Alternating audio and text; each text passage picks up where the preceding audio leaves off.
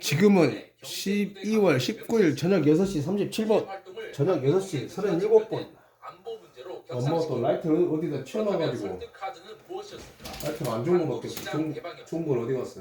보고서에는 농축산물 아이고. 쿠팡의 인프라를 더 이 많이 라이트가 활용하게 대단한 하겠다는 내용이 담겼습니다. 쿠팡은 매출의 약 90%를 한국에서 벌어들이고 있고 절대 다수의 인프라가 한국을 기반으로 구축돼 있습니다. 사실상 쿠팡의 국내 유통망을 지렛대 삼아 미국산 농축산물의 한국 진출을 돕겠다는 걸 카드로 내민 셈입니다.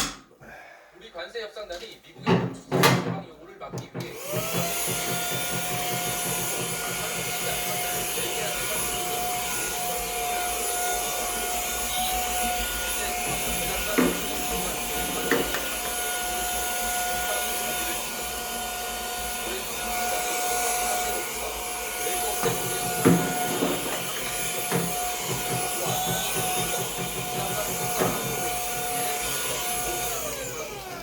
쿠팡은 국내에서 노동 환경이나 정보 유출 등 문제가 불거질 때마다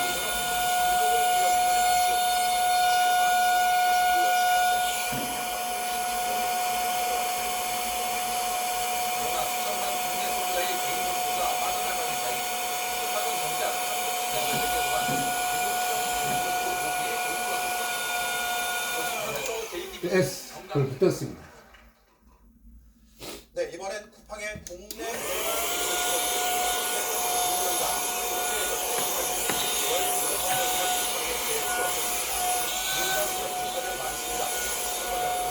사망과 심야 배송 논란을 비롯해 정치권과 관련된 이슈가 자, 많은 곳입니다. 날로만 하십시오.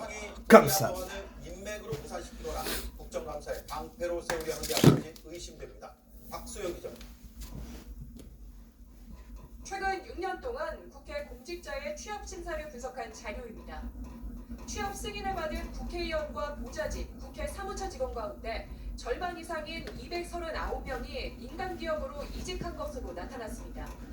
특히 쿠팡으로 재취업한 사례가 16명으로 주요 기업 가운데 가장 많았습니다. 노동자 과로사와 심야 배송 문제 등 여러 논란이 휩싸인 쿠팡이 전략적으로 국회 인력을 영입한 것 아니냐는 비판이 나옵니다. 기업의 불리한 법안을 인맥으로 무산시키거나 국정감사, 증인 채택을 막아주는 역할을 하는 것은 아닌지 의심이 됩니다. 입법과 예산, 국정감사 등 권한을 가졌던 이들이 퇴직한 뒤 이해관계가 얽힌 민간 기업으로 자리를 옮기는 건 사실상 회전문 인사라는 겁니다. 이런 가운데 연일 쿠팡을 겨냥해 잘못하면 회사가 망할 수 있다고 생각할 정도의 경제 제재가 필요하다고 강조해온 이재명 대통령은 오늘 공정위 업무보고에서 쿠팡을 콕 집어 물었습니다. 지금 쿠팡은 대기업에 분류됩니까? 네, 여기 공정거래 이슈는 없어요? 그 기업 팔기 이슈가 하나 있고요. 자사부대 이슈가 하나 있고. 한편 쿠팡은 해킹과 불법 접속으로 발생한 손해에 대해 책임지지 않는다는 이용 약관상 면책 조항을 삭제하겠다고 밝혔습니다. 개인정보보호위원회의 시정 조치에 따른 건데 독소 조항이었다는 걸 스스로 인정한 격이란 지적이 나옵니다. JTBC 박수현입니다. 네, 이렇게 미국 로비와 한국 대관 조직 강화에는 많은 돈과 노력을 들이면서 정작 한국 소비자의 정보 보호에 소홀했습니다. 저희가 취재해보니 강력 보안 로그인 장치인 패스키를 테스트까지 하고도 도입을 미뤘습니다. 수익성 때문이라는 내부 증언이 나왔습니다. 반면 최근 쿠팡이 공들이고 있는 대만에는 먼저 도입했습니다. 임지수 기자입니다. 이게 만약에 쿠팡에 패스키를 도입을 했다면 이런 사고가 일어났을까요? 좀 훨씬 좀 안전하게 한국에서 서비스할 수 있었을 거라고 생각하고 있습니다. 패스키는 로그인이나 결제 시 비밀번호 대신 얼굴이나 지문 인식을 쓰는 방식입니다. 사용자 기기에 저장되는 개인키와 서버에 저장되는 공개키가 동시에 필요해 피싱 등 해킹을 효과적으로 차단하는 보안 인프라로 평가받습니다. 쿠팡도 지난해 10월 쿠팡 대만 서비스에 적용할 당시 대만 해외 이커머스 중 최초다. 악의적 정보 탈취 위험을 줄였다며 홍보했습니다. 그런데 알고 보니 지난해 9월 쿠팡이 일부 국내 이용자에게 고지 없이 패스키 기능을 적용해 구매 여부 등 반응을 분석하는 테스트를 해놓고도 정식 도입하지 않은 것으로 파악됐습니다. 전 쿠팡 관계자는 패스키 도입 시범 테스트 결과 전환율이 떨어져 도입이 안 된 걸로 안다고 전했습니다. 생소한 방식이 로그인 성공률이나 구매율에 부정적 영향을 미칠 것으로 분석돼 무산됐다는 취지입니다. 보안성은 올라가지만 이용자들이 좀 더 불편해진다. 클릭 수가 많아진다. 그러면 그런 목소리가 마케팅 부서를 통해서 들어가게 되고 그러면 철회되는 경우도 있어요. 패스키는 아마존 같은 해외 빅테크는 물론 네이버 스토어나 11번가에서도 적용돼 있습니다. 지난 2019년 애플은 이중인증 의무화에 불편을 느낀 소비자들로부터 집단 소송까지 당했는데 보안 강화를 고수했습니다. 핵심 보안장치 적용에 있어 수익성을 따지는 건 직무유기입니다. 한국에서 보안사고가 나면 이에 대한 책임 비용이 얼마나 큰지 본때를 보여줘야 합니다. 쿠팡 측은 한국 사용자 숫자가 매우 커서 불편하지 않기 위해 더 복잡한 과정이 필요하다며 빠른 도입을 위해 노력하겠다고 밝혔습니다. JTBC 임지수입니다. 네, 박사라 기자와 로비 그리고 대관 조직을 좀 더 자세히 짚어보겠습니다. 국회에서는 6년간 총 16명이 쿠팡으로 갔다는 건데 어느 의원실에서 간 건지도 파악이 됩니까? 네, 그렇습니다. 여기 경실련 자료인데요. 이 쿠팡의 경우 보시다시피 주로 4급 상당 직원들이 이 정책실과 정책협력실, 경영고문 등으로 채용이 됐습니다. 하지만 공개되는 자료만으로는 정확히 어느 의원실 출신이 갔는지 알 수가 없습니다. 2급 이상부터 실명이 공개되기 때문인데요.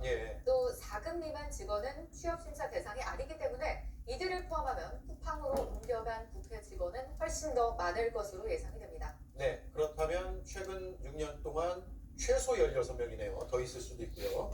만약 쿠팡을 담당한 상임위 직원들이 그대로 쿠팡으로 이직을 했다면 이해 충돌 아닙니까?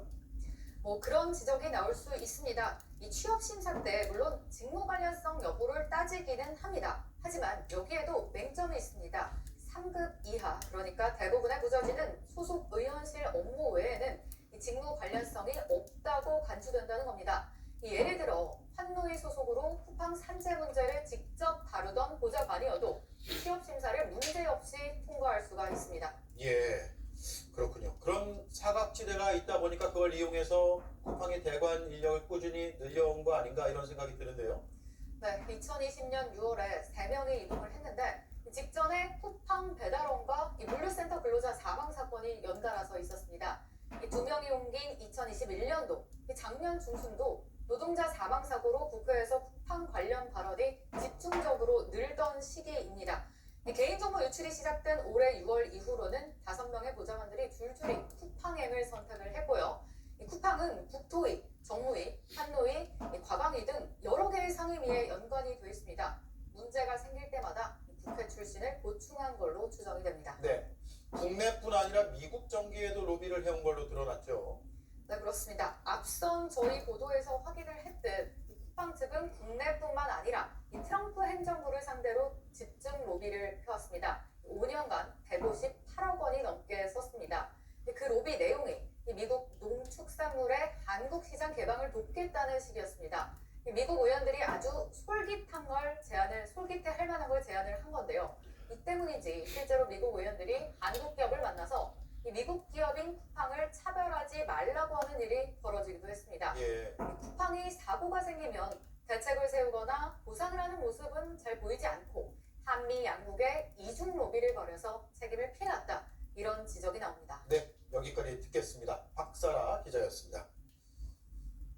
통일교가 꿈꾼 정교 일치는 오늘 법정에서 더 뚜렷하게 드러났습니다. 자신들이 청와대 보좌진에 들어가야 한다는 내용, 여든 야든 공천권을 쥐어야 한다는 내용, 심지어 2027년 대권 도전이 가능하다는 내용까지 법정에서 공개된 2021년 통일교 회의록에 담겨 있었습니다. 조혜영 기자가 보도합니다. 한학자 통일교 총재 재판에서 특검이 통일교 고위 간부 대륙 회장단의 회의록을 공개했습니다.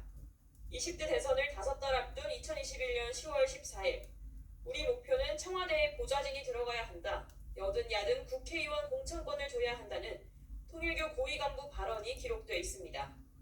이어 그러려면 정책, 투표수, 자금이 있어야 한다며 2027년 전까지 우리의 기반을 만들어야 한다고 했습니다. 그러자 또 다른 참석자는 2027년까지 이렇게 가면 대권 도전도 가능하지 않겠냐며 정치 개입의 계획을 노골적으로 드러냈습니다. 통일교는 회의록처럼 실제 여야를 가리지 않는 전방위적 로비를 벌여왔습니다. 2021년 11월 윤정로 전 세계일보 부회장은 윤영호 전 본부장에게 권성동 국민의힘 의원을 소개했고 오늘 미팅 잘 되면 Y의 만남이 90의 능선으로 가까워진다는 메시지를 보냈습니다. Y는 윤석열 전 대통령을 말합니다. 이후 윤 전 본부장은 실제 윤 전 대통령과의 만남을 공개적으로 내세우기도 했습니다. 제가 3월 22일 날 대통령을 뵀습니다. 1시간 독대를 했습니다. 많은 얘기가 있었습니다. 크게 도우면 크게 요구할 수 있다며 도움에 비례해 공천 요구도 가능이란 메시지도 있었습니다. 증인으로 나온 윤 전 부회장은 제 꿈을 이야기했을 뿐이라 해명했습니다. 한편 임종선 전 민주당 의원에 대한 금품 전달에 관여한 거로 지목된 인물 통일교 전직 한국협회장도 오늘 증인으로 출석했습니다. 그는 꿈을 이루는 사람을 찾는 것이지 정치인을 찾는 게 아니라고 말했습니다. JTBC 조혜연입니다. 통일교 로비 의혹을 받고 있는 더불어민주당 전재수 의원이 오늘 경찰에 출석했습니다. 현장을 연결하겠습니다. 김상 기자, 오전부터 꽤 오랜 시간 조사가 진행 중이죠. 네, 오전 10시쯤 출석했으니 약 9시간째 조사가 이어지고 있습니다. 통일교의 핵심 현안인 한일 해저터널 관련 청탁의 대가로 뇌물을 받았다는 게 핵심인데요. 전재수 의원은 조사에 앞서 혐의를 강력하게 부인했습니다. 통일교로부터 그 어떠한 불법적인 금품 수수가 없었다라는 말씀을 다시 한번 분명하게 강력하게 결탄코 드리도록 하겠습니다. 한학자 총재 만난 적 있으세요? 네, 강하게 반박하고 있군요. 오늘 조사는 어떤 내용에 집중되고 있습니까? 네, 그동안 제기된 의혹들을 하나하나 구체적으로 캐물은 걸로 알려졌습니다. 핵심은 현금 2천만 원과 명품 시계 한 점을 수수한 혐의입니다.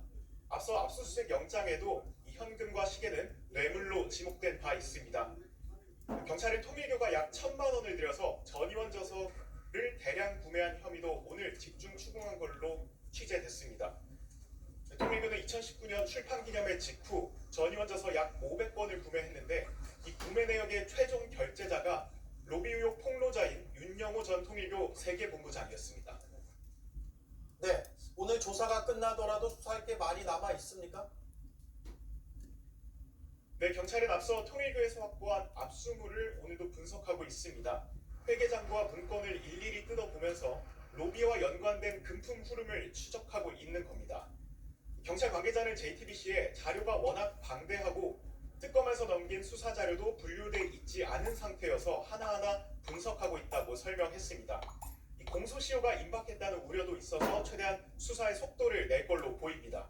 압수물에는 다른 의원들의 이름이 적힌 문건도 포함된 걸로 전해졌습니다. 그래서 정치권 전반으로 수사가 빠르게 확산할 거란 전망도 나옵니다.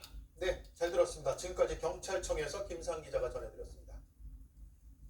특검이 관봉권 폐기 의혹에 대해 강제 수사를 시작했습니다.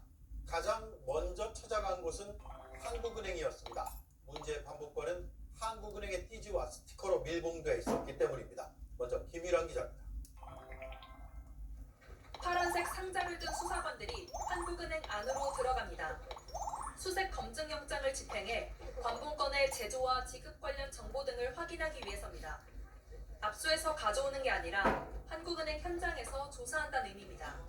띠지하고 스티커에서 어떤 정확한 정보를 담고 있는지가 수사의 단초가 되니까요. 반드시 확인하기엔 수사의 전제 절차라고 보시면 됩니다. 서울 남부지검이 건진법사의 서울 양재동 은신처를 압수수색해 한국은행 관봉권 5천만 원을 확보한 건 지난해 12월. 그런데 검찰은 조사 과정에서 띠지, 스티커, 비닐 포장을 모두 분실했습니다. 사진으로 보니 기기 번호와 처리 일시, 담당 부서, 담당자 코드 등이 상세하게 적혀있습니다. 검찰에 은폐 의혹이 제기됐습니다. 현금을 세면서 띠지를 없앴다는 거거든요. 관봉권 띠지를 없앴는지 여부는 기억이 안 나요. 오늘 세는 기억은 기억이 날 것 같아요. 어떤 종목이든 조건 없이 포스증권. 무슨 일이 있었는지 정확하게 기억이 나지 않습니다. 검찰은 직원이 현금을 세는 과정에서 실수로 띠지를 없앴다고 했는데 수사관은 보관 지시가 없었다고 증언했습니다. 검사실에서 띠지를 보관하는 지시 없으면은 보통 보관하지 않고 있습니다. 법무부는 검찰 감찰로는 의혹이 해소되지 않는다며 상설특검을 출범했고 오늘 강제 수사가 시작됐습니다. JTBC 김휘란입니다. 건진법사의 5천만 원권 관봉권의 존재와 실물 사진은 지난 4월 JTBC의 보도로 처음 알려졌습니다. 한국은행 관계자는 VVVIP가 아니면 은행 지점장이 그렇게 내주지 않는다고 했습니다. 그 뒤 띠지가 폐기된 사실이 밝혀졌고 청문회에서 수사관의 태도까지 논란이 되면서 수사의 필요성이 더욱더 커졌습니다. 이어서 김영민 기자입니다. 건진법사 은신처에서 발견된 한국은행 5천만 원 관봉권입니다. 현금 다발이 띠지에 묶여 있고 한국은행 담당자 등 정보가 상세하게 적혀 있습니다. 올 4월 JTBC는 관봉권 존재를 첫 보도했고 곧바로 그 실물 사진까지 공개했습니다. 일본 서울은 예를 들어서 BBVIP가 아니면 은행 그 증명을 그렇게 주기 쉽지 않고. 건진법사는 JTBC와 인터뷰에서 현금을 너무 많이 받아서 기억나지 않는다고 했습니다. 관봉권 이슈가 너무 이슈여가지고 이거 누구한테 받은 겁니까? 맹세할 수 있습니다. 김건희, 윤석열 이쪽 부분에 대해서 단돈 1원을 갖고 주신 적이 없어요. 검찰은 결국 관봉권의 출처를 밝히지 못했습니다. 검찰 수사 과정에서 관봉권을 묶고 있던 띠지와 스티커까지 분실됐다는 사실까지 드러났습니다. 이 사실이 석 달 가까이 제대로 보고되지 않았고 JTBC 보도 후에야 관련 사실을 알게 됐다는 부장검사의 증언도 청문회에서 나왔습니다. JTBC에서 관봉에 대해서 보도를 했고요. 그 무렵에 그 밑에 검사로부터 관봉권 폐기된 사실을 보고받았습니다. 해당 검사실은 1월 8, 9일경에 그 사실을 알았다고 합니다. 특검은 당시 남부지검 수사팀을 불러 띠지 분실 경위와 초기 수사 과정에 대해 물을 계획입니다. JTBC 김영민입니다. 윤석열 전 대통령의 다급함이 법정에서 여과 없이 드러났습니다. 오늘 공판에서 마이크를 4번이나 잡았는데 일본 법조계에서나 쓰는 브리타라는 용어가 수차례 튀어나왔습니다.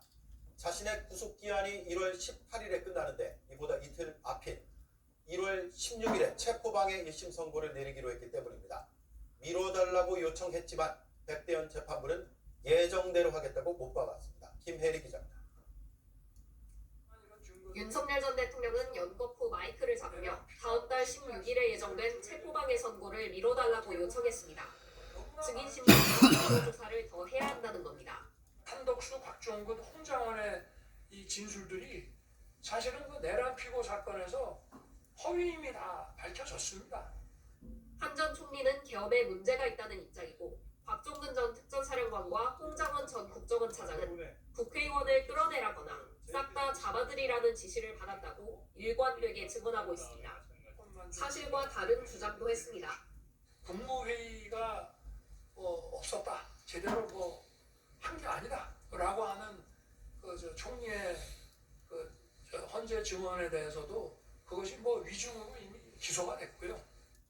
하지만 한 전 총리가 재판에 넘겨진 건 계엄 문건에 대해 모른다고 거짓 증언을 해서입니다. 윤 전 대통령은 기습 공격을 말하는 브리타까지 꺼냈습니다. 이거는 명백한 브리타가 되기 때문에 이거는 좀 재고를 한번 해주시는 것이. 예상과 달리 내란 우두머리 사건보다 먼저 결론이 나오는 데다 구속기한 만료 이틀 전에 선고가 된다는 점에서 다급함을 느낀 것으로 보입니다. 반면 특검은 신속한 선고를 요청했고 구속기간 내에 반드시 1심 판결이 선고되어야 한다고 봅니다. 재판부도 일정 변경은 없다고 못 받았습니다. 다음 기일인 12월 26일에 원래 말씀드렸던 바와 같이 변론을 종결할 예정이기 때문에 이에 따라 오는 26일 특검 구형과 윤 전 대통령의 최후 진술 등으로 이뤄진 결심이 진행되고 1심 결과는 예정대로 다음 달 16일에 나옵니다. JTBC 김혜리입니다. 김용현, 이상민 등 내란의 핵심 인물들이 서로의 재판에 증인으로 나와 품앗이를 하는 듯한 모습을 보이고 있습니다. 피고인에게 불리하면 다 같이 증언을 거부하다가 피고인에게 유리하면 또 말을 합니다. 약속이라 한 듯 서로 재판을 돕고 있다는 지적이 나옵니다. 정수아 기자입니다.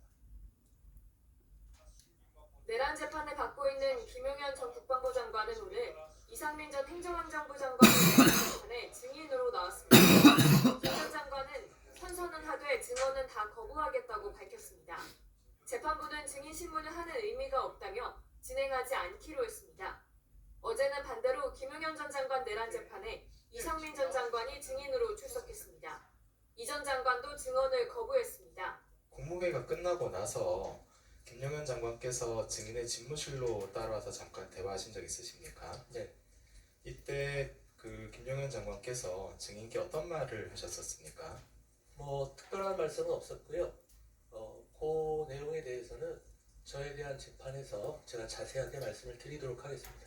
예, 증언 거부하시는 취지신 거죠? 예.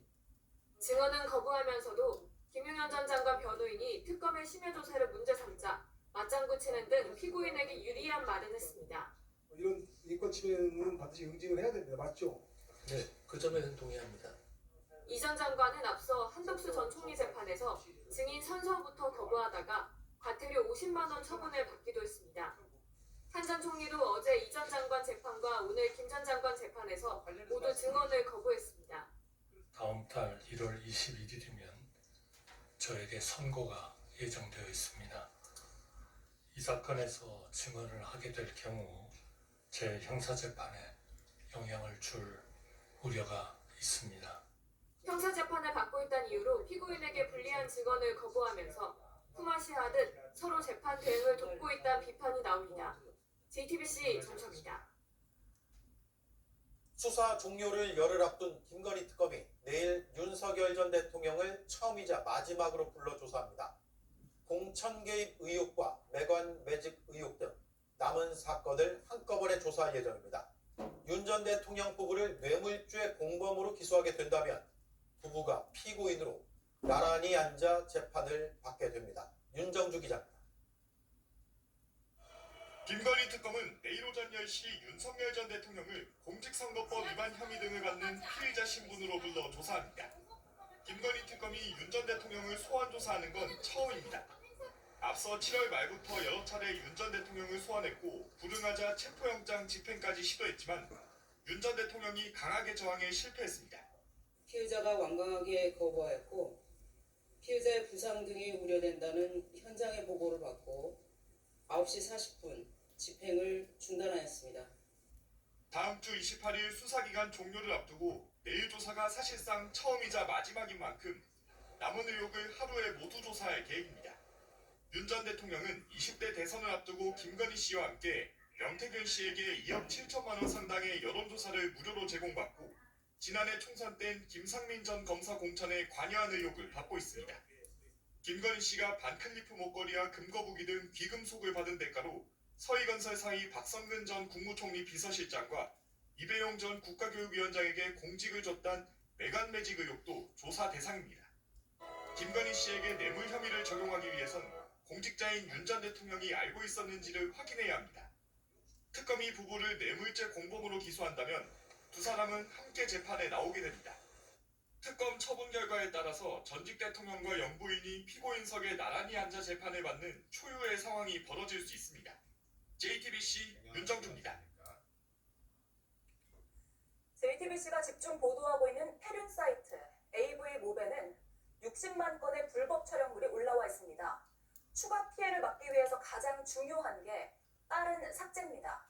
하지만 담당 기관인 방송미디어통신심의위원회는 이런 불법 사이트에 요청의 형태로만 삭제를 읍수할 수밖에 없었습니다. 윤정환 기자가 단독 보도합니다. 폐륜적인 성착취 영상과 불법 촬영물이 생산 유포되는 AV모브 사이트입니다. 관리자 계정을 입수한 제보자 도움을 받아 1:1 문의 게시판을 살펴봤습니다. 지난 8월 디지털 성범죄 정보 삭제 요청이란 제목의 문의가 올라왔습니다. 관련 법을 준수해 삭제해 줄 것을 간곡히 요청드린다며 특정 게시물 링크를 적어뒀습니다. 방송미디어통신심의위원회가 쓴 글입니다. 경찰청도 지난 11월 비슷한 글을 올렸습니다. 담당 기관도 수사기관도 불법 사이트에 읍소하고 있는 겁니다. 강제로 접속 차단을 하려면 신고 접수된 불법 촬영물에 대해 방미심의가 소위원회를 열어 차단 여부를 결정한 뒤 통신사에 요청해야 합니다. 그런데 취재 결과 지난 6개월간 단 한 차례도 소비가 열리지 않은 것으로 파악됐습니다. 민원 사주 의혹으로 논란이 된 류희림 전 위원장이 지난 6월 초 물러난 뒤 정족수 미달로 심의가 전면 중단됐기 때문입니다. 지난 반년간 삭제되거나 접속 차단되지 않고 심의 대기 상태로 쌓여있는 불법 촬영물은 16,000여 건에 달합니다. 운영진이 삭제 요청을 무시하는 사이 조회수는 계속 올라가고 있습니다. 이 사이트는 미국에 서버를 두고 있어 압수수색도 쉽지 않습니다. 디제이자 요청만 15,358건이고 18,000건이고 한 10만 건의 자료들이 지금 이 안에 들어있는데 결국 대통령이 나서 방미심의의 대응을 질타했습니다. 방심위 쪽에 얘기해가지고요. 일부라도 해가지고 차단 요청을 하면 안 되면 전체를 차단하는 거죠. 일단은 물리적으로 차단하는 조치는 신속하게 해야 될 것 같고 AV목은 JTBC 보도가 시작된 뒤 신작 100개를 예고한 글을 삭제하고 신규 회원 가입을 차단하는 등 수사에 본격 대비하고 있습니다. JTBC 윤정환입니다. 네, 이재명 대통령도 업무 보고에서 이 해외 기반의 성착취물 유통 사이트에 대한 부처들의 대응을 강도 높게 지적했습니다. 이 사이트의 차단 기준과 3년이나 마무리되지 못한 경찰의 수사 속도도 말이 안 된다고 했습니다. 디지털 성착취 범죄는 초국가 범죄 규정에서 강력 대응했습니다. 최규진 기자입니다. 이재명 대통령은 성평등가족부 업무보고에서 JTBC가 연속 보도하고 있는 불법 성착취물 유통 사이트 AVMOV를 왜 차단할 수 없냐고 따져 물었습니다. 이게 대개는 해외 서버로 되어 있다는 건데 지금 현재 상태로는 예를 들면 이건 이제 불법이잖아요, 그죠? 네, 맞습니다. 그러면 그 사이트 차단이 안 됩니까? 그 사이트에서는 한 70% 정도가 불법 촬영물인 것이 확인이 되어야 사이트 차단까지 간다고 하는데 70%가요? 방송미디어통신심의위 규정상 전체 사이트는 차단 기준에 못 미친다는 설명에는 말도 안 된다고 했습니다. 해당 사이트에 대한 신고가 접수된 지 한참이라는 말에도 마찬가지였습니다. 22년 8월에 이미 디지털 성범죄 피해자 지원센터에 이런 피해가 신고된 이후에 저희가 경찰청에 수사 요청을 의뢰해서 한 3년 넘게 이 수사가 이루어져 오는 거예요. 3년 동안 이게 방치돼 있었다 그 말이에요? 이건 말이 안 되는데. 아니 이게 우리 검찰에서 보시면 공연음란죄에 해당되는 거 아니에요? 그냥 단순하게 이 대통령은 디지털 성착취 촬영물 범죄를 초국가 범죄 특별대응본부에서 대응하라고 지시했습니다. 민정수석실도 직접 챙기라고 했습니다. 법무부와 대검찰청 업무보고에선 이른바 초코파이 절도 사건을 문제 삼았습니다. 사무실 냉장고에서 1,050원 상당의 과자 2개를 꺼내 먹은 사람이 절도 혐의로 기소됐습니다. 10원짜리 떨어진 5핀 주스 같다. 그럼 점유이탈물 횡령이잖아요, 그죠? 신고 안 하고. 일단 그런 경우 굳이 기소해야 되나 그런 거를? 아예 제도적으로 경미한 처벌 가치가 없는 거는 안 하는 그런 제도를 만들어야 되지 않을까? 다른 나라는 그런 게 있다고 하던데. 마약 수사에서 검경의 정보 공유가 제대로 이뤄지지 않는 문제를 지적하며 수사 기소 분리 논의 때 마약 수사를 독립 관청 형태로 운영하는 방안도 검토할 수 있을 거라고 말했습니다. JTBC 최규진입니다. 김종철 신임방송미디어통신위원장이 오늘부터 업무를 시작했습니다. 취임식에서 공적 책임과 공정성을 헌법적 가치 위에서 재정립하겠다고 했습니다. 또 낡은 규제의 틀을 과감히 혁파해 산업을 진흥하겠다면서도 사회적 책임을 소홀히 하는 방종은 결코 용납하지 않겠다고 말했습니다. 김 위원장의 임기는 3년으로 오는 2028년 12월 18일까지입니다. 대북 문제 주도권을 놓고 줄다리기를 하고 있는 외교부와 통일부의 업무 보고도 오늘이었습니다. 정동영 통일부 장관이 외교부가 주도하는 한미 공조회의 대신 통일부가 주도하는 한반도 특사를 제안했습니다. 그러자 조현 외교부 장관은 이견이 있음을 시사해서 신경전이 오가기도 했습니다. 윤세민아 기자입니다. 정동영 통일부 장관은 북한을 대화로 이끌어내기 위해선 북미 적대 관계부터 해소해야 한다고 했습니다. 북핵 문제를 포함한 한반도 문제의 핵심은 뿌리 깊은 북미 적대 관계가 본질입니다. 외교부가 미국과 마주 앉아 북한 문제를 논의하는 건 안 된다는 취지로 말한 겁니다. 그러면서 대북 제재 완화 카드를 꺼내들었습니다. 현실적으로 대북 제재는 실효성을 상실했습니다. 대북 제재는 가장 적대적인 조치로 북은 인식합니다. 대북 정책을 총괄할 한반도 평화 특사를 한미 양쪽에 만들어야 한다고도 했습니다. 현재 차관급인 외교부 외교전략정보본부장이 북핵 수석 대표를 맡고 있는데 통일부 주도로 특사를 만들어 미국과의 대북 정책을 직접 논의하겠다는 뜻으로 풀이됩니다. 이 대통령도 대북 정책에서의 통일부 역할을 강조했습니다. 남북 간의 적대가 완화될 수 있도록 신뢰가 조금이라도 싹 틀 수 있도록 최선의 노력을 다해야 되지 않을까 싶고 그 역할은 역시 이제 통일부가 해야 될 역할이라고 생각이 됩니다. 조현 외교부 장관은 통일부와 이견이 없는 것은 아니라며 방법론은 분명 다르다고 했습니다. 통일부에서 보고한 것이 구체적으로 이재명 정부의 외교 정책을 코스를 바꾸는 것이냐, 저는 그렇지 않다고 생각을 하기 때문에 통일부가 제시한 정책을 이상이라고 표현하면서 이상을 현실로 만들기 위해 노력할 것이라고 했습니다. JTBC 윤세민입니다. 지인에게 흉기를 휘둘러 중태에 빠뜨린 20대 중국인이 경찰에 붙잡혔습니다. 자신의 강아지를 때렸다는 의심이 범행의 이유였습니다. 피해 남성은 다친 채로 900m 넘게 도망갔지만 위중한 상태입니다. 정진명 기자가 보도합니다. 주택가 골목 작은 문에서 한 남성이 나옵니다. 서성이던 남성은 태연히 자리를 뜹니다. 어제 오후 5시쯤 광주 월곡동의 한 주택에서 20대 남성이 50대 남성에게 흉기를 휘둘렀다는 신고가 접수됐습니다. 출동한 경찰은 자신의 집으로 달아난 가해 남성을 2시간 만에 붙잡았습니다. 피해 남성은 병원에서 치료를 받고 위중한 상태입니다. 피해 남성은 900여 미터 떨어진 이곳까지 와서 평소와는 지인에게 도움을 요청했습니다. 피가 많이 흘렸어요. 조금씩 나왔어요. 근데 한 사람은 보냈어요. 두 사람은 모두 중국인으로 건설 현장에서 일하면서 알게 됐습니다. 가해 남성은 피해 남성이 자신의 반려견을 학대했다고 생각하고 실랑이를 벌이다 범행을 저지른 것으로 조사됐습니다. 자신이 집을 비운 사실을 피해 남성만 알고 있어 추궁했는데 답을 못했다는 겁니다. 다만 실제 학대가 있었는지는 확인되지 않았습니다. 경찰은 우발적인 범행은 아닌 것으로 보고 있습니다. 자기가 자기 집에 있는 흉기를 가지고 갔다 하면 우리 입장에서는 사전에 가지고 간 거니까. 경찰은 가해 남성을 살인 미수 혐의로 입건하고 구속영장을 신청할 방침입니다. JTBC 정진명입니다. 중국 어선 2척이 우리나라 배타적 경제수역에서 무허가 어업 활동을 하다가 해경에 납포됐습니다. 이 어선들은 촘촘한 그물로 어린 물고기까지 싹쓸이하고 다녔는데 체포가 어렵도록 배에는 쇠 울타리까지 쳐져 있었습니다. 조승현 기자가 보도합니다. 해경 경비정이 중국 어선 주위를 돌며 방송합니다.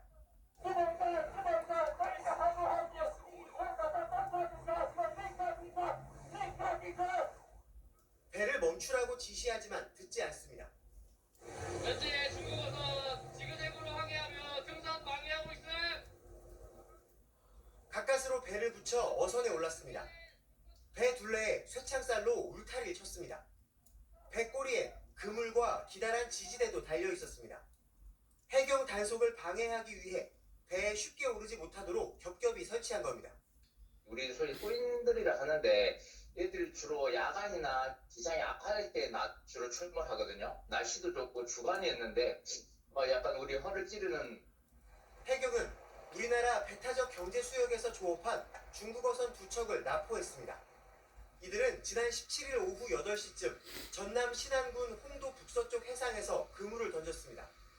한중 어업 협정에 따라 해양수산부 장관의 허가를 받아야 하는데 그러지 않았습니다.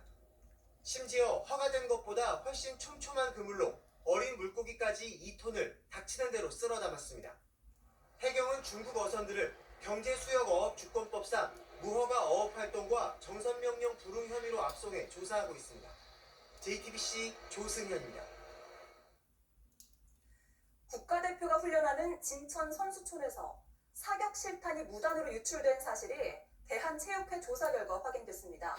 JTBC 취재 결과 실탄을 빼돌린 인물은 아시안게임 금메달리스트 출신 실업팀 지도자였습니다. 사라진 실타는 무려 2만 발로 파악됩니다. 전영희 기자가 단독 보도합니다. 뭐한데? 진천 선수촌의 무기 탄약고입니다. 통제구역이란 글씨가 선명합니다. 사격 선수들은 훈련을 할 때 실탄 입출고 장부를 작성해 사용 기록을 남깁니다. 대회 등의 이유로 실탄을 외부로 옮기려면 경찰의 허가증도 필요합니다. 한 광역시 체육회 감독 A씨는 지난 2월 국가대표팀에 있던 소속팀 선수의 훈련용 실탄을 입고하기 위해 진천 선수촌 탄약고를 방문했습니다. 22구경 실탄 10만 발을 탄약고에 넣는 과정에서 관리 직원의 감시가 소홀한 틈을 타 2만 발을 빼돌렸는데 이 과정은 CCTV에도 찍힌 걸로 파악됩니다. JTBC 취재 결과 A씨는 아시안게임에서 2회 연속 금메달을 땄던 국가대표 출신으로 현재 구속돼 경찰 수사를 받고 있습니다. 사라진 22구경 실탄은 개조한 사제총과 함께 사냥용으로 주로 쓰이는데 암시장에선 10배가 넘는 가격으로 거래됩니다. 350원 그래가지고 1,000원씩 벌었다는데? 대한체육회는 지난 10월 무기고 현장 조사 이후 이상이 없다고 발표했습니다. 하지만 추가 조사에서 문제가 있었음을 확인하고 사과했습니다. 탄약고 관리 직원은 직무에서 배제됐습니다. JTBC 전영입니다.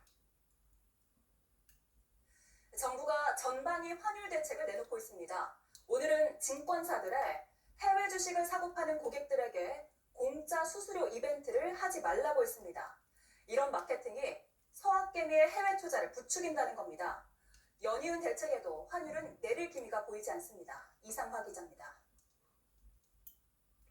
한 증권사의 이벤트 페이지, 미국 온라인 거래 수수료가 6개월간 무료이고 환전 수수료도 깎아줍니다. 다른 증권사에선 해외 선물 거래 수수료를 할인합니다. 23년도부터 이제 다시 서학개미들이 열풍이 불었으니까 그때부터 증권사별로 이벤트를 많이 하더라고요. 금융당국이 이 같은 해외 주식 거래 현금성 이벤트를 내년 3월까지 중단시키기로 했습니다. 증권사의 마케팅이 환율 상승의 주 요인으로 지목된 서학개미의 해외 주식 매수를 부추기고 있다고 본 겁니다. 매매 수수료 이벤트는 증권사 자유 아닌가요? 왜 정부에서 억압하는 게 좀 이해가 안 가고 개인 투자자로서는 또 분노할 일이죠. 금감원은 증권사들이 수수료로만 2조 원 가까이 벌었고 개인 투자자들은 손실을 봤다고 지적했습니다.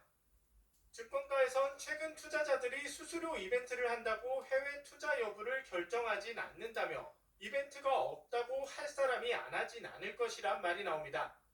금감원에 이어 한국은행은 임시금융통화위원회를 열고 금융기관들의 외환 건전성 부담을 낮추는 환율 대책을 내놨습니다. 하지만 이따른 환율 안정책에도 환율은 오늘 달러당 1,476.3원으로 어제보다 2원 내리는 데 그쳤습니다. 국민연금 활용하느냐 마느냐 한 달, 두 달 전부터 계속 얘기가 나왔단 말이에요. 정책 자체가 효과를 발휘하려면 어떤 그 강력한 정책이 일거에 나와야 되는데 계속 나오다 보니까 시장이 그걸 잘 안 믿는 거죠. 이런 가운데 일본은행이 기준금리를 0.75%, 30년 만에 사상 최고치로 올린 것도 외환 시장의 불안 요소입니다. 전문가들은 금리 인상이 예상됐던 만큼 단기적인 영향은 제한적이겠지만 향후 원화 가치가 더 떨어지는 요인이 될 수 있다는 지적입니다. JTBC 이상화입니다. 이재명 대통령의 언급 뒤 대전광역시와 충청남도의 통합 논의가 빨라지고 있습니다. 민주당은 오늘 추진기구를 만들었습니다. 2월까지 관련법을 통과시키겠다고 밝혔습니다. 지역을 키우면 수도권 1급 체제를 극복하는 데 도움이 될 거라고 강조했습니다. 국민의힘은 지방선거를 앞두고 이슈를 뺏겼다며 당황하는 모습입니다. 조보경 기자입니다. 대통령의 통합 추진 지시 하루 만에 특별위원회를 만든 민주당. 내년 6월 지방선거에서 충남 대전 특별시장을 선출할 수 있도록 신속하게 대전 충남 통합을 추진하고 내년 1월 중 관련 법률을 2월에는 국회에서 통과시켜 지방선거에서 충남 지자체장을 뽑겠다고 했습니다. 통합으로 규모의 경제가 이루어지면 지역 발전이 속도를 낼 거라고 강조했습니다. 분산 투자, 중복 투자, 사이즈를 고려한 스스로 제발 걷기 투자가 이제 극복될 것입니다. 이제 충청의 목소리가 더 크게 한 목소리로 투영될 것입니다. 특정 지역의 이슈가 아니라 나라 전체의 미래가 걸린 일이라고도 했습니다. 국가 균형성장 전략인 5극 3특을 효과적으로 작동시키는 출발점이 될 것입니다. 5극 3특은 이재명 정부 핵심 공약으로 전국을 큰 5개 권역과 3개 특별자치도로 나눠 각 지역별 산업 경쟁력을 키우겠다는 계획입니다.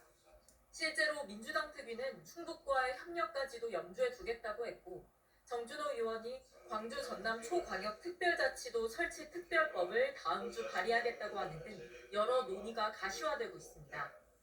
국민의힘은 환영한다면서도 대전 충남 통합을 먼저 얘기한 건 자신들이라고 강조하고 나섰습니다.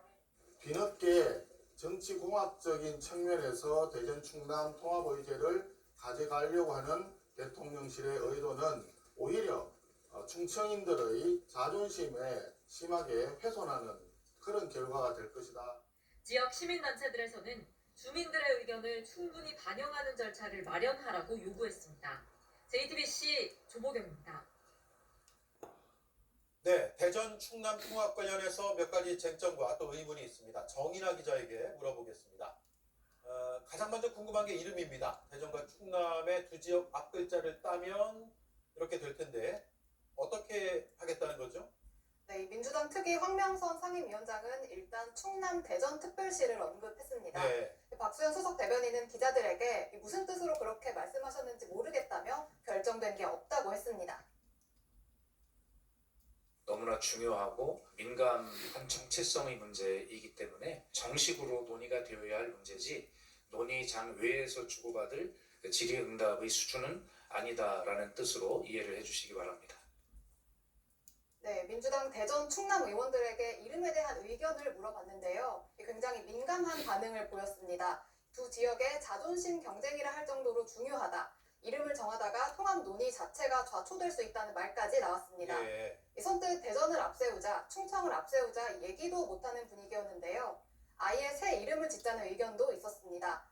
특위는 이름을 정하는 별도 위원회를 꾸려서 공모를 받는 방안도 고려할 예정입니다. 네.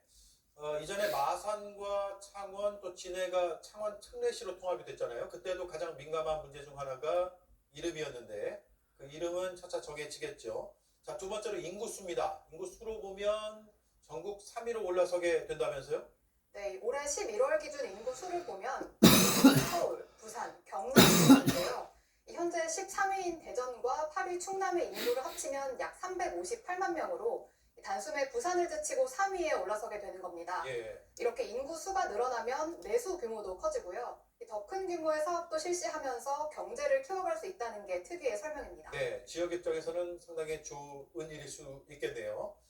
원래 이걸 통합하자고 했던 게 국민의힘이었는데 앞서 보신 것처럼 뭔가 마뜩치 않은 분위기입니다. 왜 그렇습니까? 선거 때문입니까? 네, 흔히 충청을 캐스팅 보트라고 하죠. 1995년 민선 도입 이후 치러진 지방선거 결과를 살펴봤습니다. 이 지역에 기반한 정당인 자민련 계열을 빼고 보니 대전시장은 국민의힘 계열이 3명, 민주당 계열이 2명이었고요. 예. 충남도지사는 국민의힘 계열이 2명, 민주당 계열이 3명이었습니다. 어느 한쪽을 일방적으로 지지하는 지역이 아닌 건데요. 정부와 여당이 통합을 추진하면서 지역 민심을 선점할까 하는 염려가 야당에서 나오고 있습니다. 들어보시죠. 네. 강훈식 비서실장의 지방선거 출마를 염두에 둔 것 아니냐는 관측이 나오고 있습니다. 지방선거에 노골적으로 개입하고 있다는 의심을 받을 수밖에 없습니다. 네, 현재 대전시장과 충남도지사가 모두 국민의힘 소속인데 이 현역 프리미엄이 흐려질 거란 관측도 나오고 있습니다. 네, 잘 들었습니다. 정인아 기자였습니다. 트럼프 미국 대통령이 소유하고 있는 SNS 회사인 트럼프 미디어가 핵 융합 기업과 합병을 발표했습니다. 트럼프 행정부가 핵 융합을 차세대 국가 전략 사업으로 키우겠다고 밝힌 상황에서입니다. 이해 충돌이 아니냐는 비판이 쏟아지고 있습니다. 로스앤젤레스에서 홍지은 특파원이 보도합니다. 트럼프 대통령의 트럼프 미디어가 핵융합 기업 TAE와 60억 달러, 우리 돈 8조 8천억 규모의 합병을 발표했습니다. 세계 최초의 상업용 핵융합 발전소 건설이 목표입니다. 앞서 트럼프 행정부는 차세대 에너지원으로 핵융합을 지목하고 대규모 투자를 예고한 바 있습니다. Yeah, I believe we will know the commercial pathways to fusion during the Trump administration. And as I said, I think we'll see commercial electricity from fusion energy on could be as fast as 8 years, and I'd be very surprised if it's more than 15. 핵융합은 이론상 방사성 폐기물 없이 막대한 에너지를 생산할 수 있지만 아직 초기 단계인 만큼 정부 지원 없이는 상업화가 어렵습니다.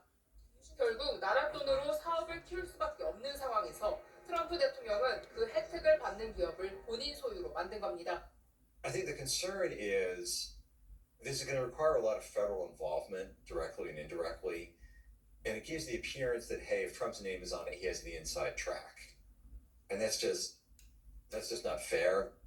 앞서 트럼프 일가의 암호화폐 사업을 두고도 이해 충돌 논란이 불거진 바 있습니다.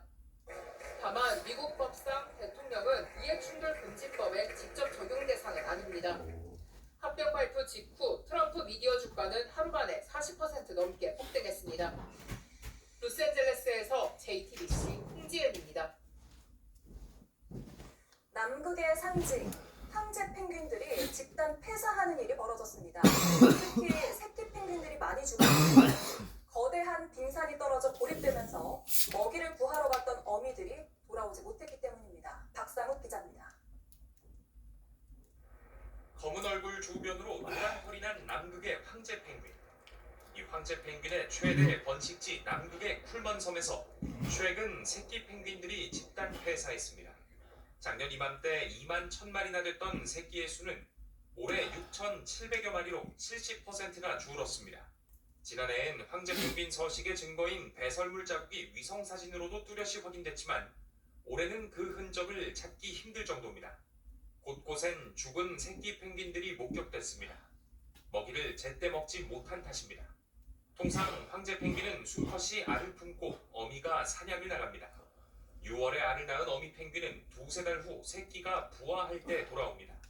그런데 그 사이 남극바다의 빙붕에서 떨어져 나온 거대 빙산이 서식지 입구를 통째로 막아 어미들이 돌아오지 못한 겁니다. 그런 빙산들이 그 황제 펭귄 번식들을 틀어막은 경우는 굉장히 드문 경우죠. 케이프 할렛이라고 하는 장보기 지역에 황제 펭귄 번식이 하나 더 있는데 얘가 이번에 거기에도 걸릴 뻔했었어요. 수십 년간 1,100만에서 1,200만 제곱킬로미터 사이를 오갔던 남극 해빙 면적은 점차 줄며 최근 5년간 1,000만 제곱킬로미터대에 머물고 있습니다. 기후변화로 바다 온도까지 높아지며 극지 생태계가 송두리째 흔들리고 있는 겁니다. 집단 아사를 확인한 극지연구소는 국제기구에 공식 보고하고 내년 번식기까지 현장 조사를 강화할 계획입니다. JTBC 박상우입니다.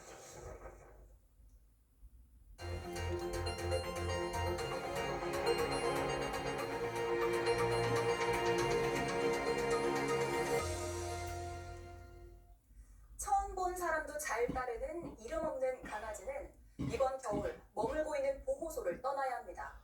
지자체가 예산을 내서 운영하던 유기동물 보호소가 곧 문을 닫기 때문인데요. 갈 곳 잃은 동물들의 이야기를 밀착카메라 정희훈 기자가 취재했습니다. 철장 안에 있던 개는 사람이 다가가자 얼굴부터 내밉니다. 꼬리를 흔들며 카메라를 툭툭 칩니다. 사람이 그리웠는지 격하게 반기는 개들부터 가만히 쳐다보기도 하고 구석에서 덜덜 떠는 개도 있습니다. 인천시가 인천시 수의사회에 위탁해 운영되던 한 유기견 보호소입니다. 그동안 시는 한 마리씩 들어올 때마다 약 15만 원을 지원해 왔습니다. 1년치 사료값도 안 되지만 귀한 돈이었습니다. 하지만 최근 열악한 시설을 개선하기 어렵다며 운영을 중단하기로 했습니다. 이곳 개들은 갈 곳을 찾아야 합니다. 인천에 살면서 많은 건 바라진 않는데요. 이 광역시에서 이 아이들이 갈 수 있는 곳이 단 한 곳도 없다는 게 이해가 안 가거든요. 2년 동안 매주 2번 이곳을 찾았다는 이 봉사자. 이 동물들이 어디서 지내야 할지 고민하고 또 고민합니다. 갈 곳 없는 개들을 두고 집에 가는 것도 마음이 아픕니다. 안돼. 미안해. 이모 다음 주에 봐. 알았지? 보호소 폐쇄 소식이 알려진 뒤 그래도 소형견은 대부분 입양자나 임시 보호자가 생겼습니다. 하지만 중대형견은 맡겠다는 사람이 없습니다. 1년 가까이 이곳을 지키고 있는 아이입니다. 이렇게 착하고 순한데 이 몸집이 점점 커진다는 이유로 이곳을 계속 지키고 있는 겁니다. 새끼 4마리를 낳은 지 하루 만에 발견돼 새끼들과 같이 들어온 개. 이름은 엄마입니다. 자식들은 다 입양 가고 홀로 남았습니다. 엄마는 이곳을 안식처로 생각한다고 했습니다. 절대로 어디 갈 생각도 안 하고 무조건 여기 들어올 생각만 하는 조금 안타까운 애기죠. 여기 보호소를 집으로 생각을 하면 안 되는데, 네, 근데 또 겁도 많고 등치만 크고. 몸집은 크지만 직원한테 푹 안겨있는 모습은 영락없는 강아지입니다. 보호소에 또 와봤습니다. 원래 이곳은 하루에 한두 마리씩은 꼭 들어간다고 하는데 오늘도 이렇게 어김없이 2마리가 들어왔다고 합니다. 꼬리를 천천히 흔들다가도 낑낑대기도 하고 멍하니 앉아있기도 합니다. 직원들은 마지막까지 좋은 곳으로 보내기 위해 최선을 다합니다. 애기들 사진 찍어서 보내드릴게요. 하지만 쉽지 않을 거라는 걸 모두가 알고 있습니다. 우리 동네에서 훈계들을 입양을 하는 사람들이 있었어요. 그런 애교리 때 12 예산 외에는 어떠한 대책도 마련된 게 없습니다. 시는 연말까지는 유기견들이 머물 곳을 마련할 거라고 했습니다. 새로운 이제 기존 단품들 나오는 이제 계약을 진행하고 있는 상태라서요. 몇가지 가능한 부분도 알아보고 있고요. 하지만 확실한 건 아무것도 없습니다. 시의 재정난으로 이렇게 갈 곳을 잃은 유기견만 수십 마리. 이제 연말이 10여일 남았는데 이 아이들은 어디로 가야 할까요? 1차 카메라 김윤입니다. 중량으로 3년을 투병해온 연극배우 윤석화 씨가 이른을 한 해 앞두고 세상을 떠났습니다. 1975년 연극 무대에 데뷔한 50년 배우의 치열했던 삶을 강나현 기자가 전해드립니다. 영하 10도 날씨에도 취소표를 구하려 200명이 줄을 서고 N차 관람도 하는가 하면 서서라도 보겠다며 소극장 앞을 채운 사람들까지 1975년 등장한 배우 윤석화는 우리 연극사에 없던 새 장면들을 만들어냈습니다. 첫 회부터 매진으로 시작한 1983년 신의 아그네스는 10개월 최장 공연 속 연극 최초 10만 관객을 모았고 1992년 1인극 딸에게 보내는 편지는 좋아하는 사람, 싫어하는 사람은 있어도 윤석화에 무관심한 사람은 없다는 신드롬을 빚어냈습니다. 좀처럼 들을 수 없던 여성의 이야기를 대학로에 펼쳐내며 1995년 명성황후 초연을 비롯해 뮤지컬과 영화도 넘나들며 활약했습니다. 덧입혀지는 세월의 무게가 쓸쓸함으로 다가올 때면 가장 오랜 친구인 관객을 떠올리며 버텨왔습니다. 가장 조건 없이 사랑할 수 있었던 존재는 관객이었던 것 같아요. 한때 그들이 나를 열렬히 사랑했었던 그 순간을 기억하는 거라고 생각을 해요. 이른이면 이루고 싶다던 50년 연극 배우의 꿈은 소박했습니다. 후배들이 좋은 작품 만드는데 뒷모습으로 나오는 할머니라도 뇌종양으로 투병한 지 3년 동기 삼촌 잘 있어? 세계에서 별빛으로 남게 됐습니다. 에휴, 10년만 더 살다 가지. 나와 에휴. 더불어 살아온 나의 가족과 나의 관객이라 불리는 친구들과 최선을 다해서 살아내면 죽어도 죽은 게 아니지. JTBC 강나현입니다.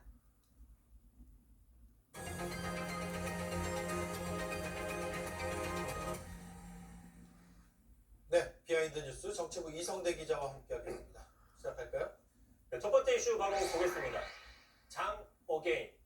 자, 지금 국민의힘 내부 계파 갈등 갈수록 심각해지고 있죠. 자, 이번 달 들어서만도 장동혁 체제 흔들리고 있고 비대위가 나오는 게 아니냐라는 설이 나왔었고, 특히 엊그제였습니다. 자, 한동훈, 김문수 두 사람이 러브샷까지 하면서 장동혁 체제에 맞서는 게 아니냐라는 분석까지 나왔었는데, 자, 그러자 이제 오늘 당 밖에서 이 중량급 인사들이 잇따라 장동혁 체제에 힘을 싣는 모습을 보였습니다. 네. 다시 얘기해서 자, 우리가 장동혁이다, 장 어게인, 이런 흐름이 나타나는 건데, 자, 먼저 이철우 경북지사였습니다. 자, 국민의힘 내년 지방선거에서 이길 건데 사과는 무슨 사과를 하느냐, 저렇게 자신감을 보였습니다. 네, 국민의힘 주변에서 나오는 전망과 꽤 결이 다른 분석 같군요. 일단 이철우 지사는 사과는 승자가 하는 것이라며 국민의힘은 이미 대선에서 패배하면서 계엄 책임론이 끝났기 때문에 네. 지금 와서 사과를 요구하는 것은 맞지 않다라고 주장했는데 먼저 그 이야기 들어보겠습니다. 예. 선거에 매일 떨어지는 사람들이 하는 이야기거든. 제가 한 번도 안 떨어졌는데 그래서 장동혁 중심으로 달떠뭉쳐 나가자. 저는 그렇게 생각해요. 안에서 자꾸 떠드는 사람 헛소리하면서 다 잘라라. 이렇게 했는데 자르지도 못하고 있더라고요. 자, 참고로 이철우 지사 본인이 말한 것처럼 선거에 진 적은 없습니다. 다만 이제 경북 김천에서 3선을 했고 지금 경북지사 2번째 하고 있죠. 당의 공천이 곧 당선인 지역에서만 정치를 해온 셈이다. 그러다 보니까 당 안팎에서는 영남 정치인으로서 수도권이나 다른 지역의 여론을 잘 모르고 하는 이야기 아니냐, 또 이런 비판도 나왔습니다. 네, 그러네요. 수도권 출마를 생각하는 정치인들 입장에서는 전혀 납득할 수 없는 이야기일 수도 있을 것 같아요. 추후에 아마 입장이 나올 가능성도 있는데요. 예. 자, 일단 또 이명박 전 대통령 있죠. 이명박 전 대통령이 오늘이 생일인데 앞서서 어제 그 친이계들과 모였는데 그 자리에서 잘 되는 집은 강도가 오면 물리친다며 장동혁 중심으로 하나가 돼야 된다. 사실상 장동혁 체제에 힘싣기했다라는 분석이 나오는데 예. 보신 것처럼 전직 대통령 또 현직 지사가 잇따라서 장동혁 체제에 힘을 싣는 모습, 이런 목소리가 나오자 장동혁 대표도 오늘 좀 자신감을 찾는 모습인데 자신은 원래 계엄에 반대했다면서 앞으로 변하겠다 이렇게 얘기를 했습니다. 들어보시죠. 계엄과 탄핵이 가져온 그 결과에 대해서는 책임을 져야 된다고 생각합니다. 이제 그 바탕 위에서 변화를 시작하려고 합니다. 당대표가 부족하다면, 당대표가 잘못하는 것이 있다면 손가락질할 것이 아니라 그 부족함을 메워줘야 할 것입니다. 궁금한 아저씨 뭐 보여주셨죠? 이 가치를 지켜야 하기 위해서 이겨야 되고, 이겨야 되려면 변화해야 된다라고 얘기를 했지만 다만 무엇을 어떻게 변할지에 대해서는 구체적으로는 언급은 하지 않았습니다. 네, 그래서 키워드는 장어게인. 다음 이슈는요? 자, 두 번째 이슈 보겠습니다. 싸움의 동기. 네. 자, 지금 정치권 통일교 논란이 덮쳐가고 있는 모습인데 대학 동기로 유명하죠. 조국 대표와 나경원 의원이 오늘 하루 종일 SNS에서 말싸움을 했습니다. 네. 먼저 조국 대표가요, 자신의 페이스북에 나경원은 직책을 뺐습니다. 나경원은 윤석열의 여동생이고 한동훈은 윤석열의 꼬붕, 일본말로 부하라는 뜻이죠. 네. 꼬붕이라고 저렇게 비하를 하면서 나경원에게 계속 물어봐야 한다. 천정동 갔느냐? 또 한동훈에게 계속 물어봐야 한다. 당신 가족이 맞느냐? 자, 지금 있는 현역 정치인들은 진술 거부권이 없다라고 압박을 했습니다. 예. 최근 불거진 나경원 의원의 통일교 방문 의혹과 또 한 전 대표의 당원 게시판 의혹을 둘 다 언급한 거네요. 그렇습니다. 동시에 타격을 한 셈인데 앞서서 나경원 의원은 그 통일교 방문했는지 여부에 대해서 명확하게 답변을 하지 않았던 바로 그 지점을 비판한 겁니다. 네. 다시 한번 들어보겠습니다. 제가 이미 말씀드린 것처럼 참 어이가 없다는 말씀, 더 이상 드릴 거 없다는 말씀 드립니다. 가기는 가셨어요? 천정호? 제가 더 이상 말씀 안 드리겠다는 말씀이죠. 그러니까 물론 방문했다고 해서 그게 다 문제가 되는 건 아니죠. 돈을 받았느냐 안 받았느냐 여부인데 일단 나경원 의원은 자신은 돈 받은 사실은 없다는 입장을 밝히고는 있습니다. 네.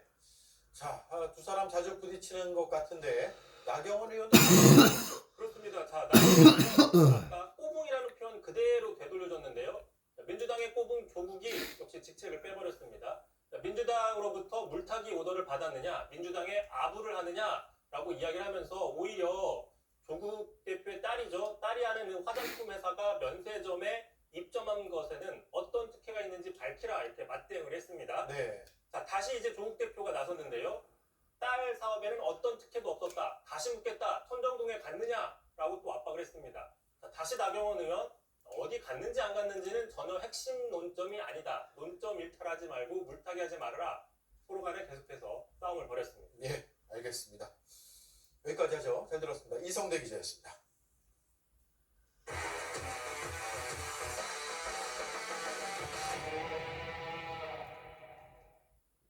스포츠였습니다. 안세영 선수는 오늘도 압도적이었습니다. 가장 까다롭다는 일본의 야마구치마저 무너뜨렸는데요. 첫 번째 게임을 내줬지만 역전승까지 47분이면 충분했습니다. 이희정 기자입니다.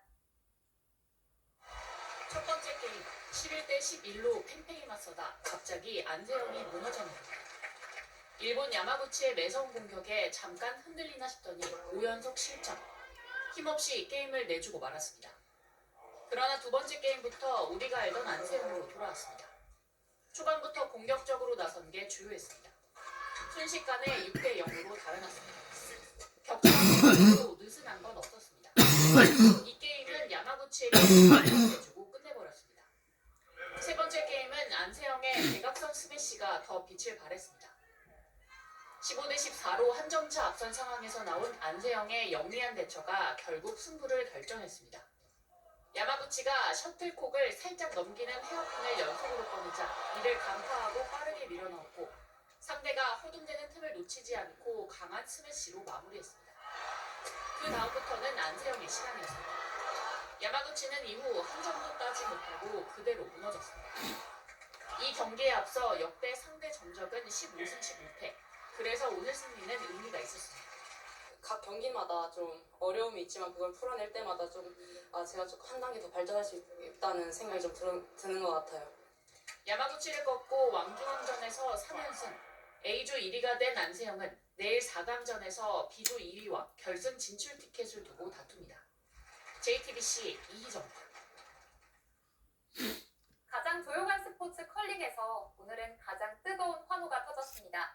팀팀 김선영 선수와 정영석 선수가 믹스 더블에서 극적으로 올림픽 출전권을 따냈습니다. 최승기 기자입니다.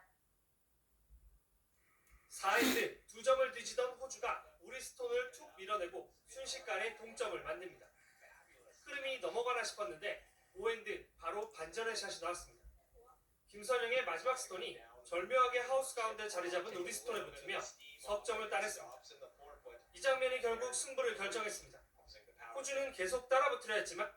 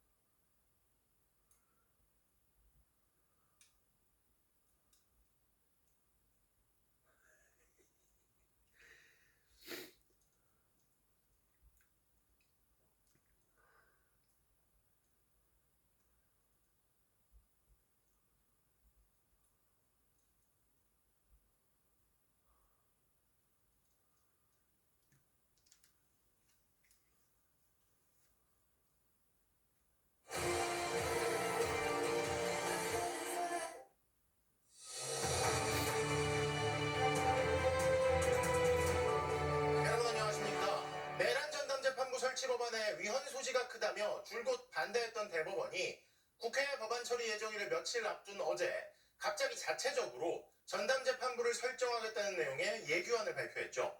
자, 그러자 여당에선 시간만 끌던 조희대 사법부가 법이 통과되려고 하니까 뒤늦게 소동을 벌이고 국민을 우롱한다며 강하게 반발했습니다. 겉으론 대법원이 전담재판부를 만들겠다는 제목으로 뭔가를 내놓은 것 같지만 실제 내용을 살펴보면 재판부 구성이나 영장 전담법관 추천 등에 개선된 점이 없다며 다음 주에 그대로 법안을 처리하겠다는 건데요. 첫 소식 이재욱 기자가 보도합니다. 국회에 나온 천대엽 법원행정처장은 대법원이 내놓은 예규가 위헌 요소를 제거한 대안이라 주장했습니다. 우리 대법원에서 예규를 만든 것처럼 이 대안은 이제 위헌성을 제거한 수정안이라고 보시면 될 것 같습니다. 민주당 법안은 입법부가 사법행정의 핵심인 사건 배당에 개입해 상권 분립을 훼손한다는 점 등에서 여전히 위헌적이라는 설명입니다. 민주당 의원들은 강하게 반발했습니다. 지금 1년이 훨씬 지나서 이 예규 하나 내놓고 국민 저항을 막으려고 하십니까? 아무리 뜯어봐도 위헌 소지가 없어요. 위헌이 아니라는 걸 확실하게 체크하고 이야기한 거고 여러분들도 양심에 손을 얹고 위헌이 아니라고 한 걸 알고 계실 겁니다. 대법원이 내놓은 예규를 두고 정치권은 다음 날까지도 공방을 이어갔습니다. 민주당은 사법부가 국민을 우롱했다고 목소리를 높였고 12.3 내란 외환 사건의 심리를 의도적으로 침대 축구하듯이 질질 끌었습니다. 그때 조희대 대법원장이 경고하거나 조치했어야죠. 이제 와서 뭐하는 짓입니까? 국민의힘은 대법원이 내란전담 재판부 설치에 동의하는 내규를 내놓았으니 법안이 철회돼야 한다고 주장했습니다. 사법부 스스로 내란 재판의 신속한 처리를 위한 전담재판부 설치 방안을 내놓은 만큼 이제 더불어민주당이 헌법에 반하는 별도의 법안을 만들 이유가 사라졌습니다. 이런 가운데 서울고법은 오는 22일 전체 판사회의를 열어 대법원 예규를 바탕으로 내란 외환 사건 등에 대한 전담재판부 구성을 구체화할 예정입니다. 하지만 민주당은 법원의 움직임과 상관없이 오는 24일 열리는 국회 본회의에서 내란 전담 재판부 설치 법안을 통과시킬 방침입니다. MBC 뉴스 이재욱입니다.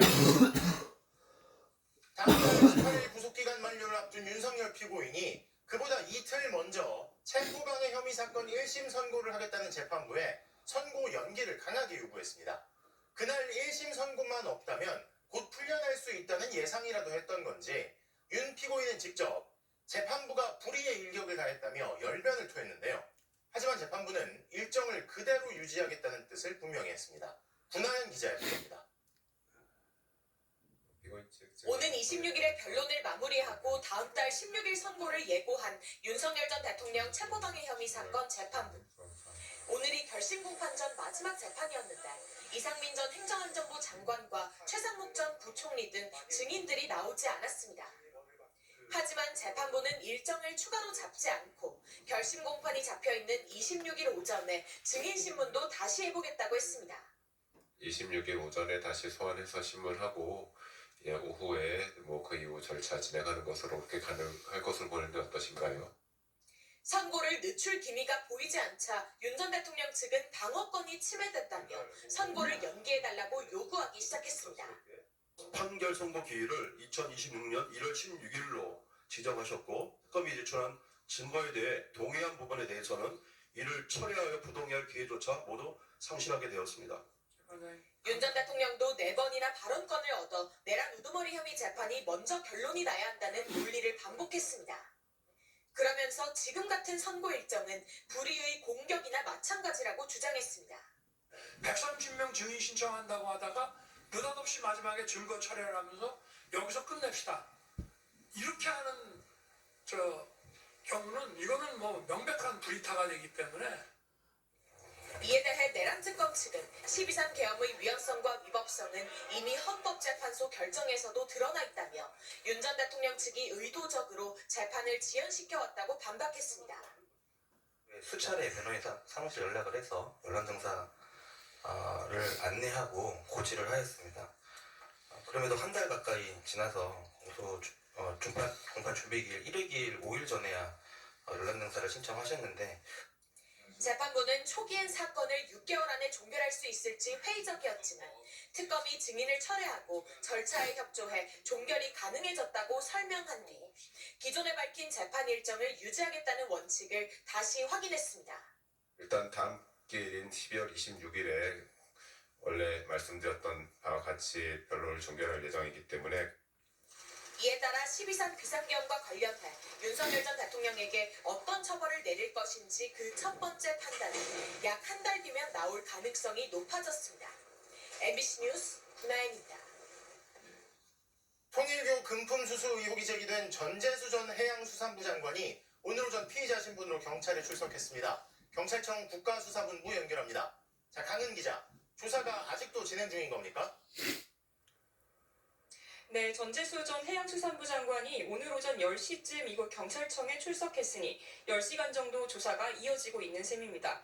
전 전 장관은 2018년 통일교 측으로부터 현금 2억 원과 1,000만 원 상당의 한점을 받았다는 혐의를 받습니다. 전 전 장관은 조사실로 향하기 전 취재진에게 불법적 금품 수수는 전혀 없었다며 다시 한번 혐의를 강하게 부인했는데요. 직접 들어보시겠습니다. 부산에서 3번 떨어지고 4번째 만에 당선이 됐습니다. 그런 제가 현금 2천만 원과 시계 한 점으로 고단한 인내 시간을 맞바꿨다. 이게 말이 되겠습니까?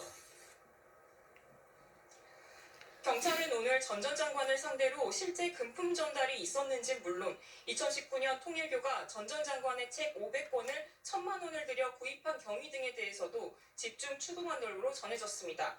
경찰이 전 전 장관을 부른 건 전담 수사팀 출범 9일 만입니다. 정치자금법 위반의 공소시효가 7년인 만큼 올해 안에 시효가 만료될 수 있다는 점을 고려해 속도를 내는 걸로 풀이됩니다. 자, 그리고 결국 실제 뭔가를 받은 게 입증이 되려면 전 전 장관이 누구에게 언제 어디서 어떤 방식으로 금품을 받았는지 이걸 규명하는 게 수사의 관건이겠죠. 네, 그렇습니다. 경찰은 대대적인 압수수색에도 불구하고 시계는 확보하지 못했습니다. 전 전 장관이 강하게 부인하는 상황에서 경찰이 결정적 증거를 제시할 수 있는지가 결국 수사의 분수령이 될 수밖에 없는데요.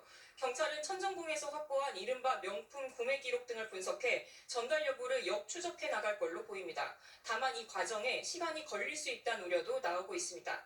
여기에 수사의 발단이었던 윤영호 통일교 전 본부장이 최근 앞선 특검 진술을 번복하는 듯한 말을 하고 있는 것도 경찰 입장에선 악재입니다. 경찰은 전 전 장관 수사를 일단락한 뒤에야 임종성, 김교환 전 의원 등으로 수사를 이어갈 걸로 보입니다.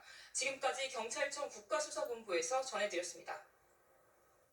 경찰이 통일교의 금품 살포 의혹 조사에 속도를 내고 있는 가운데 통일교 특검이 필요하다고 응답한 답변이 60%가 넘는 여론조사 결과가 나왔습니다. 이런 가운데 국민의힘과 개혁신당이 통일교 특검을 도입하자며 뜻을 모았는데요. 장슬기 있습니다.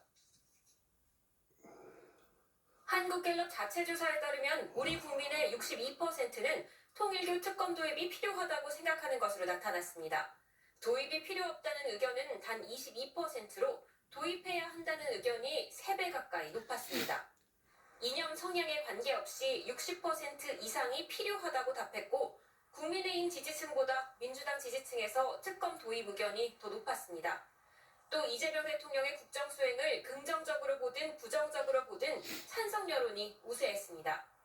이런 가운데 국민의힘과 개혁신당은 통일교 특검을 도입해야 한다며 민주당을 압박하고 나섰습니다. 양당은 추가 협상을 거쳐 다음 주쯤 특검법을 발의하기로 했는데 아직 특검 추천권과 수사 범위에 대해선 이견이 있는 것으로 알려졌습니다. 대체적으로는 어느 정도 의견 일치를 본 상황이고요. 특검 추천권을 어떻게 정리할 것인지라고 하는 부분에서 조금 더 아마 논의가 있어야 되지 않을까. 개혁신당 천하람 원내대표는 통일교 특검이 진영 문제로 호도돼서는 안 된다며 주말 사이 국민의힘과의 오찬회동을 할 예정이라고 밝혔습니다. 합의에 이르러 특검법을 발의한다고 해도 민주당이 통일교 특검을 수용하기는 어렵다는 입장이라 결국 본회의 문턱을 넘기는 어려워 보입니다. 전언과 설, 주장 이런 것들에 의한 보도가 이루어지고 있는데 야당이 정치적 의도를 가지고 특검을 요구한다고 해서 금방 새로운 것에 대한 특검을 논의할 수는 없습니다. 다만 경찰 조사 중인 전재수 의원의 혐의가 구체적으로 확인되거나 또 다른 민주당 인사의 통일교 금품 수수 의혹이 추가되면 특검 수용 압박은 점차 거세질 걸로 보입니다. MBC 뉴스 장슬기입니다. 건진법사 전성배 씨 집에서 발견된 관봉권의 띠지가 검찰 수사 과정에서 사라진 사건과 관련해 상설특검팀이 한국은행 본부를 수색했습니다. 한국은행이 발권하는 관봉권 묶음에 담긴 정보를 확인하기 위해서인데 특검은 자료 검토를 마친 뒤 당시 검찰 수사팀 관계자들을 조사할 계획입니다. 구승은 기자가 보도합니다. 건진법사 전성배 씨의 집에서 압수한 관봉권의 띠지가 사라진 사건을 수사하는 관봉권 쿠팡 특검이 19일 날로만 이만 마치도록 하겠습니다. 감사합니다. 구독자 여러분, 이번 주도 롯데 1등 되시 바란다. 생 100월 등 25억 화이팅. 감사합니다. 끝.